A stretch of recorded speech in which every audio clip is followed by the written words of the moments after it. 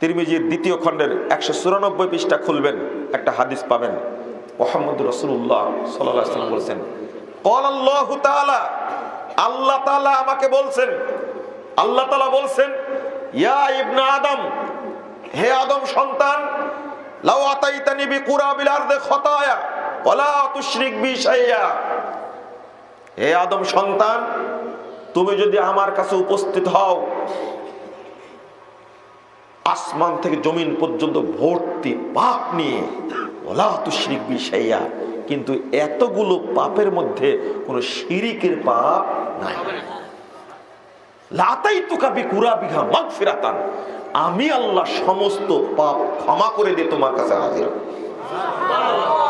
অর্থাৎ সব পাপ আল্লাহ ক্ষমা করে দিল। আপনি এটা ভাবতে পেরেছেন? কি চমৎকার কথা!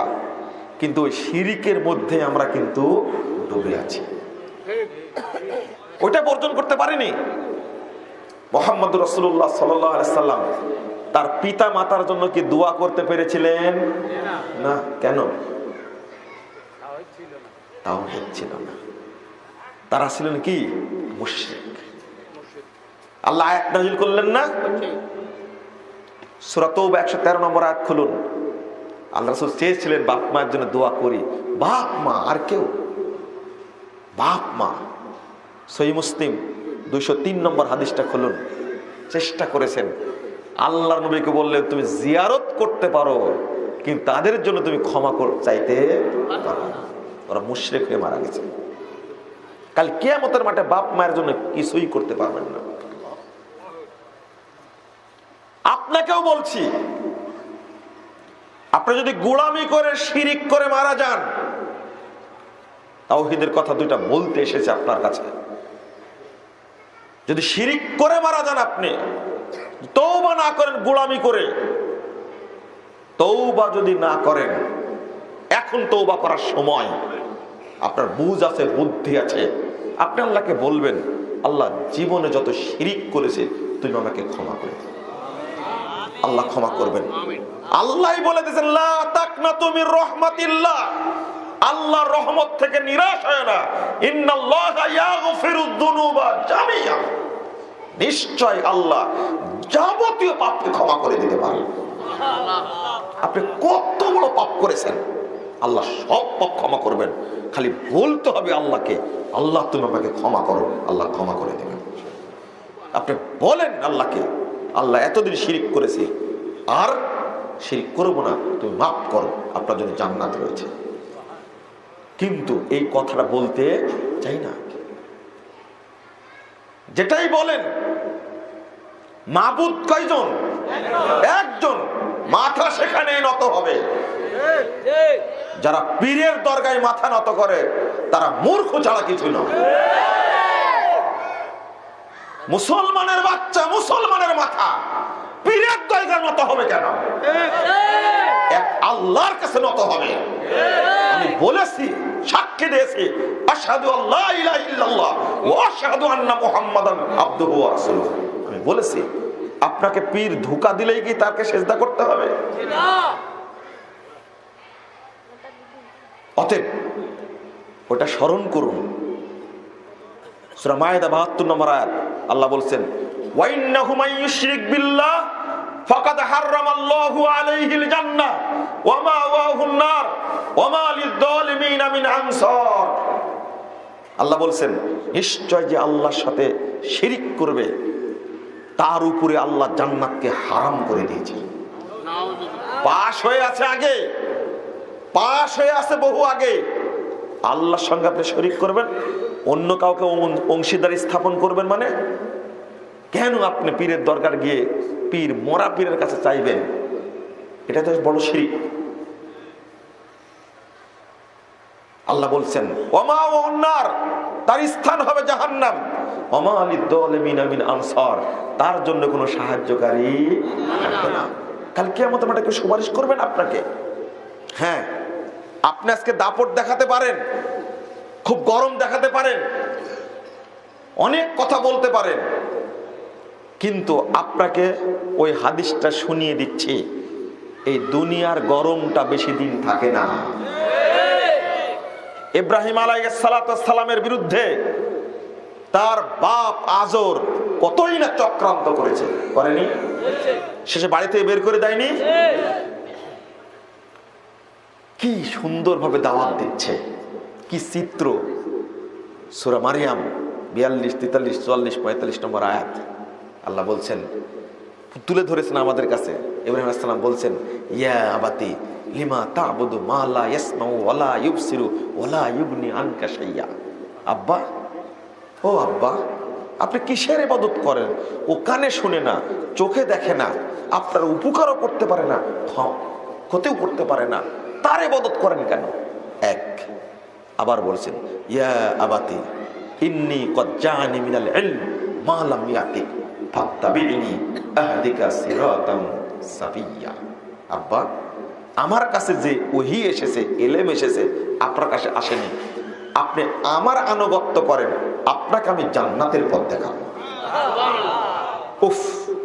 আবার বলছেন, ইয়া আবাতি লা তা'বুদিশ শাইতান ইন্নাশ শাইতানা কানা লির-রহমানি আসিয়া।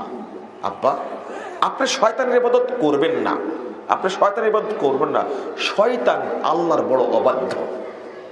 আবার বলছে, ইয়া আবাতি ইন্নী আখাফু আন ইয়ামাসসাকা আযাবুম মিনার রহমান ফাতাকুনা লিশ-শাইতানি ওয়ালিয়্যা। আব্বা, আমি ভয় পাচ্ছি রহমানের আযাব আপনাকে গ্রাস করে ফেলবে, অতঃপর শয়তান আপনার বন্ধু হয়ে যাবে। কয়বার বললেন? 4 বার। কি সুন্দর ডাক, ইয়া আবাতি, হে আব্বা। বদমাশ আজর এতই খারাপের খারাপ, এতই দাপট, নমরুদের স্বরাষ্ট্রমন্ত্রী, ডান হাত, চিন্তাই করা যায় না। আজর বলছে, ক্বালা রাগিবুন আনতা আলিহাতি ইয়া ইব্রাহিম। ইব্রাহিম, তুমি কি আমার মূর্তিগুলোকে ভৎসনা করছো, মুখ ফিরিয়ে নিচ্ছ? লাইল্লাম তানতাহি, তুমি যদি তোমার মুখ বন্ধ না করো, লা আরজুমান্নাক, আমি তোমাকে পাথর মেরে তোমার মাথাকে গড়িয়ে দেব। ওয়াহজুরনি মালিয়া, দূর হও আমার পরিবার থেকে। কত বড় সাহস! আল্লাহর নবী একজন খলিলুল্লাহ, তাকে লক্ষ্য করে বলেছে পাথর দিয়ে মাথা গড়িয়ে দিব। আসলে চিরকাল তাওহীদের দাওয়াত দিতে গেলেই সমাজপতিরা বাধা দিয়েছে। চিরকাল এটা হয়েছে, আজকেও হচ্ছে, কিয়ামত পর্যন্ত হবে। আপনারা এটা স্পষ্ট মনে রাখবেন। তাই বলে দাওয়াত বন্ধ করা যাবে না, আলোচনা করতে হবে। যাকে আল্লাহ হেদায়েত দান করবেন, যার জন্য কবুল হয়ে যাবে, সে ব্যক্তি সফল হবে ইনশাআল্লাহ। প্রচেষ্টা করার দায়িত্ব আমাদের, হেদায়েতের দায়িত্ব কার? আল্লাহ। আমি এটা বলতে আসিনি এই যে আজরের দাপট, ইব্রাহিম আলাইহিস সালামকে বাড়ি থেকে বের করে দিলেন, ইব্রাহিম সালাম চলে গেলেন বাড়ি থেকে। কাল কিয়ামতের মাঠে কি হবে? কতদিন ক্ষমতা ছিল? আল্লাহ রাসূল বলছেন, সহিহ বুখারীর 473 পৃষ্ঠার হাদিস, প্রথম খণ্ডের মধ্যে এসেছে।